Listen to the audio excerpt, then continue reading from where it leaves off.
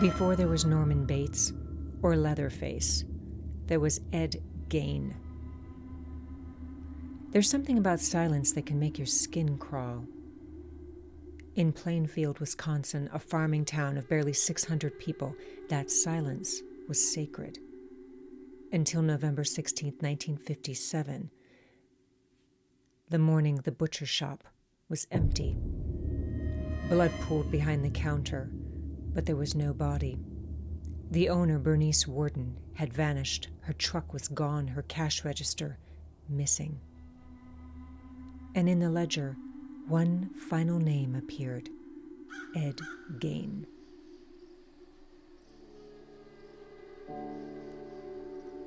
First, a disclaimer. What you are about to hear may be disturbing. Listener discretion is advised. This is Crime Stands Still Deep Cuts. I'm your host, Kerrie Droban. Thank you for joining me. Before I get into it, I'd like to ask a favor.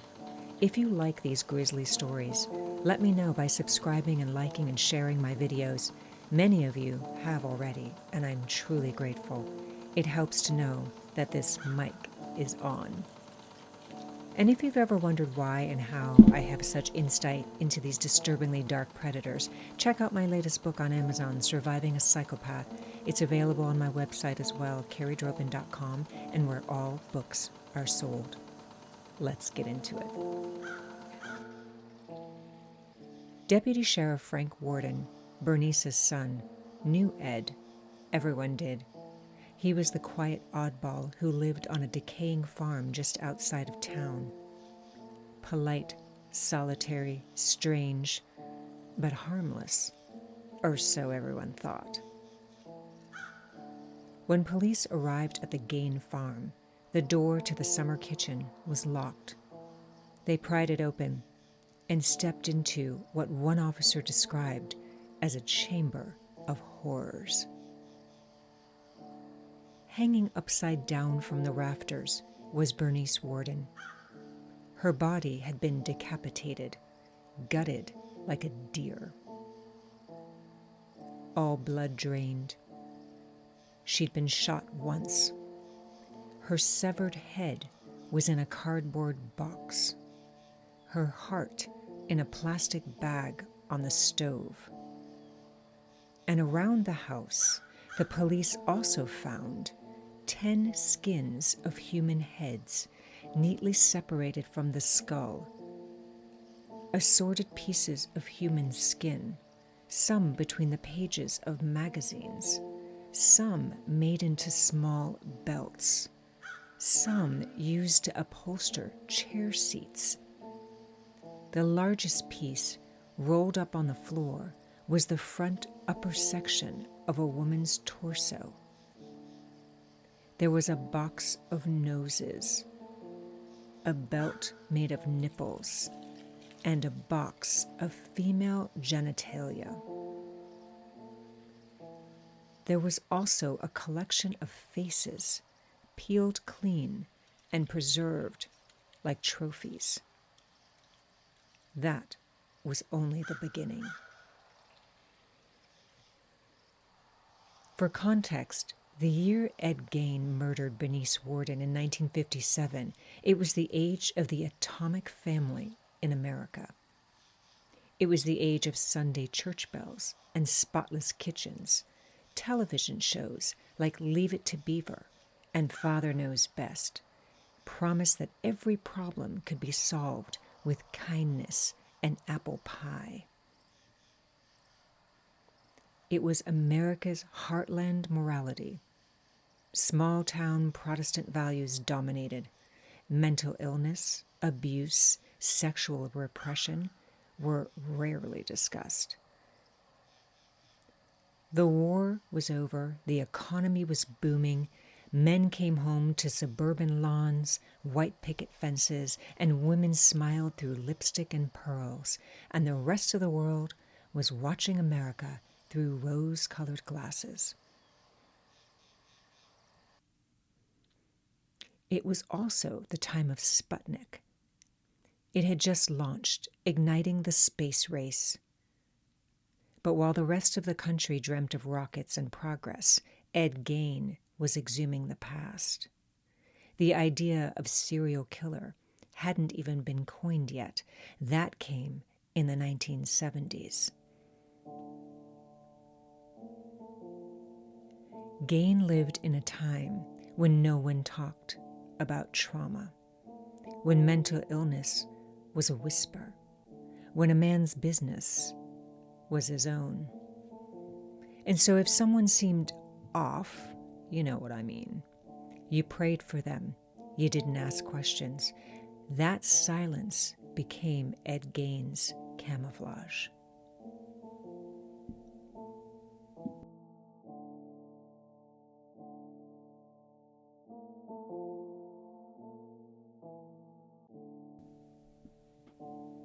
In Plainfield, everyone knew him.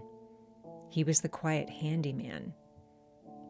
Can you imagine just knowing what you know about Ed Gein, allowing him inside your house to fix appliances? He was the oddball who helped with chores, mowed the lawn, offered to babysit. He was the man who fixed your roof, mended your engine, smiled when he said hello.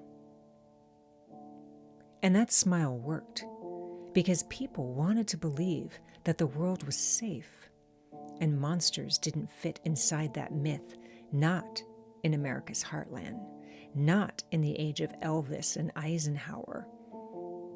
So when women vanished, first Mary Hogan, then Bernice Worden, no one imagined ritual or necrophilia or a human skin lampshade glowing in a farmhouse window. In 1954, when Mary Hogan, a local tavern owner, disappeared, police suspected robbery or runaway. Ed told locals cryptically, "She's not missing, she's at my place," and everyone laughed it off. Ed Gein wasn't the kind of monster you see in movies. He inspired them. Norman Bates, Buffalo Bill, Leatherface, but before all that, he was just a boy. Quiet, lonely, controlled. Born in 1906, he grew up in a farmhouse without electricity and plumbing. It's hard to imagine that now. His mother, August, was controlling. His father, George, was an alcoholic, and his brother, Henry, died suspiciously. In fact, it's rumored he was Ed's first victim. Ed hit his brother over the head, killing him accidentally. He then covered his tracks with a fire to avoid blame, but Henry's death broke his mother's heart, and his mother trained Ed after that to hate women, which is ironic in and of itself because apparently she'd always wanted a daughter and had settled for a son. And in her more vile moments, she'd tell him, "I should have castrated you at birth." During rainstorms, she read to Ed the story of Noah's Ark from the Bible, predicting that there would be another flood that would wash out women's sins or wash away Ed.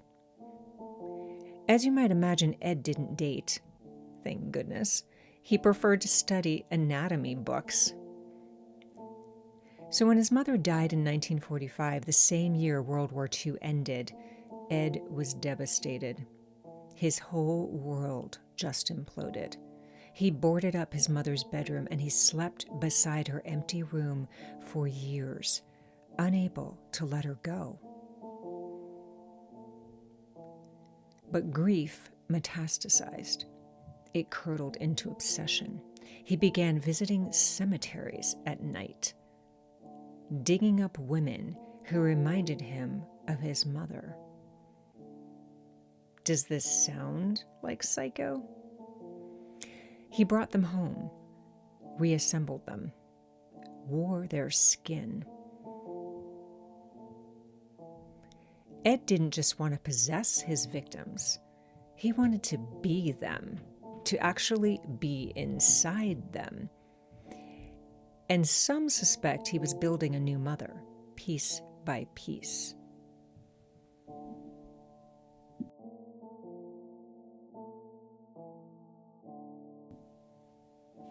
Meanwhile, 1950 to 1953 was the Korean War. Returning soldiers brought trauma and alienation back home, but discussion of mental illness was still taboo. 1954, the year Ed murdered Mary Hogan, Brown versus Board of Ed came out. Civil rights tensions were rising, and America was busy defining itself as righteous and modern. 1955 also marked Rosa Parks and the Montgomery bus boycott. America's moral narrative was being rewritten. 2 years later, Bernice Wooten's body would be found in Ed's farmhouse. Here's what makes the Gein case so chilling. He wasn't hiding. He wasn't running. He wasn't even careful. For years, townspeople saw him at the hardware store, the tavern, the church suppers. He was helpful, polite, invisible. So how did no one see? To Plainfield, Ed was just that weird guy with the old farmhouse. And maybe that's the most terrifying part of all of this, is the ordinariness of it all. Psychologists would later call Ed's relationship with his mother enmeshed. Gee, think so? A total fusion of mother and son, no boundaries, no independence. He wasn't just raised by her, he was consumed by her. When his father died, Ed didn't grieve. When his brother Henry began to question his mother's influence and call her a lunatic, Ed's loyalty was tested, and a few days later, Henry disappeared. Police ruled it accidental. But some wondered if Ed had protected his mother in the only way he knew how. When psychiatrists later examined Ed, they diagnosed schizophrenia, severe psychosis with necrophilic tendencies, but even that label couldn't contain what he'd become.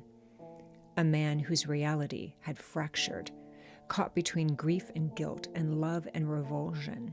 He told investigators that he made suits of skin so he could pretend to be his mother. Not as disguise, but resurrection. He wasn't trying to kill her memory. He was trying to wear it.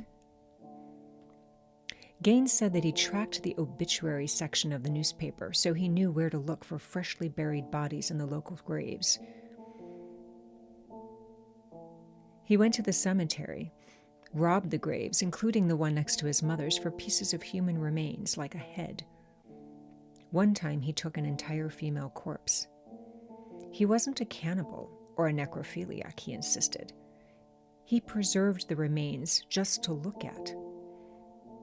Eventually, he confessed to robbing more than 40 graves of middle-aged women.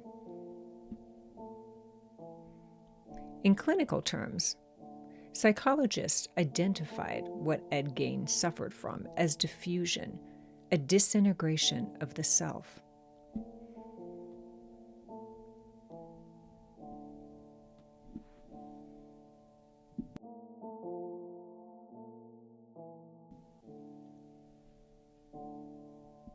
When police finally took him away, he didn't put up a fight. He didn't cry. He simply said, "I guess I'm losing my house." While there's no complete publicly available verbatim transcript of his stunning confession to police, the notes and the court testimony form most of what we know. Several verified excerpts and paraphrased admissions survive from his 1957 interrogation with Sheriff Art Schley and the Wisconsin State Crime Lab officials. And I've chosen some choice segments. After hours of questioning, Gein finally admitted that he'd been digging up corpses from local cemeteries. He said, "I started going out and digging them up. I'd take the skin off and tan it, like you would a deer hide." He said he went to the cemetery about 40 times, but he only took bodies when the moon was right. He said there were some nights he, quote, couldn't help himself. When asked why he made masks and clothing out of human skin, Gein said something that's both chilling and pitiful. I wanted to be her, my mother, so I put it on to feel like her. This line was confirmed in paraphrased reports by Sheriff Schley and Dr. George Arndt, his psychiatrist. It captured the twisted intersection of grief and identity confusion. And when police pressed him about what he did with the remains, he said, "Well, I didn't have sex with them. They smelled too bad." This grotesque but revealing admission showed how his crimes weren't driven by sexual compulsion, but by psychological possession. It's an important distinction, and one that shaped later clinical analysis of necrophilia and psychosis. During his psychiatric evaluation, Gein reportedly broke down and said, "When she died, I lost my only friend, my one true love." He described his mother's death as, quote, "the day the world went dark." Initially, he said he didn't remember shooting Bernice Worden, but later he described it as an accident. "I was in the store," he said. "I don't remember much after that. It was like I was outside myself." When asked if he understood what he'd done, Gein said simply, "I knew it was wrong, but I couldn't stop." This line, simple, vacant, devastating, is perhaps the purest glimpse into Ed's fractured self-awareness. Not surprisingly, he was declared insane, officially diagnosed as a schizophrenic and sent to a state hospital for the rest of his life. Some believe his killings were expressions of his mania, which begs the question, had he been properly diagnosed, received medication and treatment early on, would he have murdered anyone? He eventually died in 1984, still under psychiatric care. He was never executed, never remorseful. His case continues to be studied in criminology, psychology, and sociology because it highlights the profound influence of isolation, abusive upbringing, and severe mental illness on criminal behavior.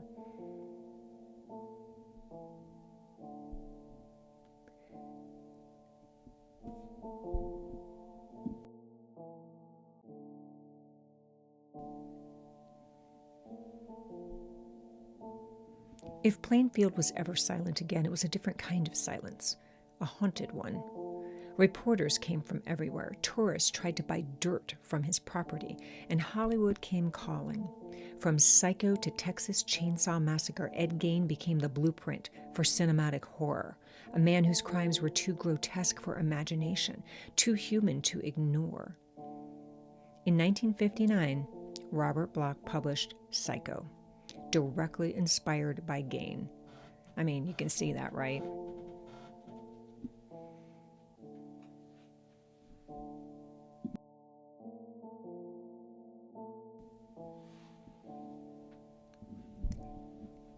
Later, the Texas Chainsaw Massacre in 1974 came out, and then, of course, Silence of the Lambs in 1991. Both drew from Gein's pathology.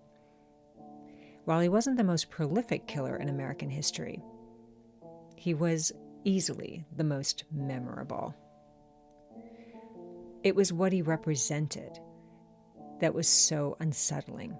It was the collapse of the familiar into the grotesque. I mean, nobody could believe this kind of horror existed. He didn't leave a trail of bodies across state lines or taunt police with letters, but somehow his shadow loomed larger than most, because what Gein did, what he became, wasn't just an act of violence. It was the birth of a modern myth. His story forced us to confront the dark places inside ordinary lives. He blurred the line between human and monster. And in doing so, he gave rise to something even more unsettling, our fascination with him. I mean, we see that in the books, the films, the endless retellings. It says more about us than about Ed Gein. And in the end, Ed grew up terrified of the thing that he craved the most: affection, connection, touch. When his mother died, that terror didn't disappear, it calcified. He was left alone with her voice in his head, her Bible on the table, and an emptiness that no one else could fill. So he did what the delusional mind sometimes does. He tried to rebuild what he'd lost. Few killers echo Gein's mythic resonance. More embody the same mixture of psychological pathology, cultural timing, symbolic power, but there are parallels worth exploring. Jeffrey Dahmer, for instance, another Midwestern recluse whose crimes blurred sexuality, death, and possession. Like Gein, Dahmer was driven less by sadism and more by a desperate fear of abandonment. Then there's Dennis Nielsen, similarly kept bodies for companionship, talking to them after death.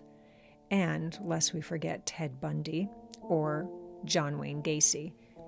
They may be more prolific, but they're not mythic in the same sense. Their evil is externalized, it's predatory and visible. Gein's was internal, psychological. And in a way, Gein is the origin story of America's modern monster. Thanks for listening. Until next time, stay safe, stay tuned, and above all, stay sane.